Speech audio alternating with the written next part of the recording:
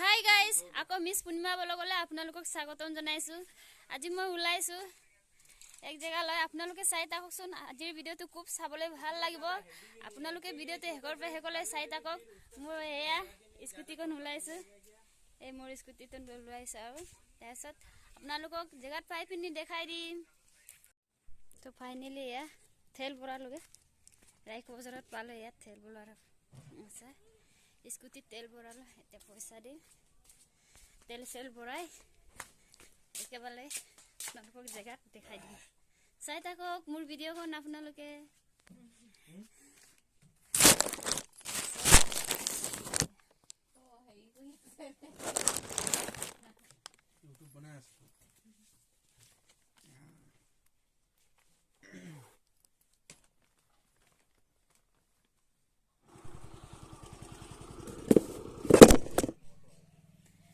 Finally পাই গ'লো ইয়াত, আমাৰ বাইদেউহঁতৰ ঘৰত পাই গ'লো। চাওক, আমাৰ এই কেৰেলাৰ পৰা আহি আমাৰ ইয়াত অসমত মাটি কিনি পিনি গড় বনাই থৈছে। এয়া চাওক, আমাৰ আজি বাইদেৱে মাতাৰ কাৰণে মই ইয়াতে আহিছোঁ। আপোনালোকে চাই থাকক আৰু ভিডিঅ'খন বহুত ভাল হ'ব। আজিৰ ভিডিঅ'খন চাবলৈ হয়নে বাইদেউ? এয়া চাওক, আমাৰ ছাৰে বহি আছে ইয়াত। এইফালে চাওক, বহুত দূৰৰ পৰা কেৰেলাৰ পৰা ইয়াত আমাৰ আসামত মাটি কিনি পিনি গড় বনাইছে। তো এতিয়া বাইদেৱে গড়খনত দেখাব মোক। ডেকৰেশ্যন কৰি থৈছে, চা নতুনকে বনাইছে, কমপ্লিট হোৱা নাই।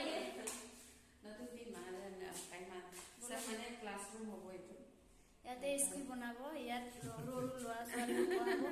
জানুৱাৰীৰ পৰা কেতিয়া কৈছা? মাৰ্চ এপ্ৰিল। আমাৰ ইয়াত দাদা এজনো আছে ইয়াতে, চাওক এইফালে আমাৰ দাদা।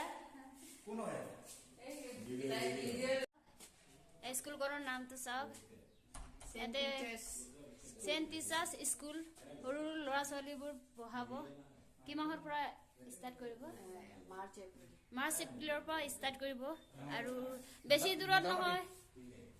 দূৰত নহয়, বাকুড়া তিনিআলিৰ ওচৰতে। ছাৰে বহি আছে, প্ৰিন্সিপাল ছাৰে। চাওক, এইকাৰণে ইয়াতে আজি আহিলোঁ মই। আপোনালোকক আজি দেখাইছোঁ বাইদেউ। আৰু সেইফালে চাওক, এইফালে উন্তিৰা নেকি নেমু টেঙা। এছা কেৰেলাৰ মানে এনেকৈ আসামত বাৰী বনাই থৈছে। চাওকচোন, ইমান চাবলৈ ভাল লাগিব। চাই থাকক আপোনালোকে। এয়া চাওক,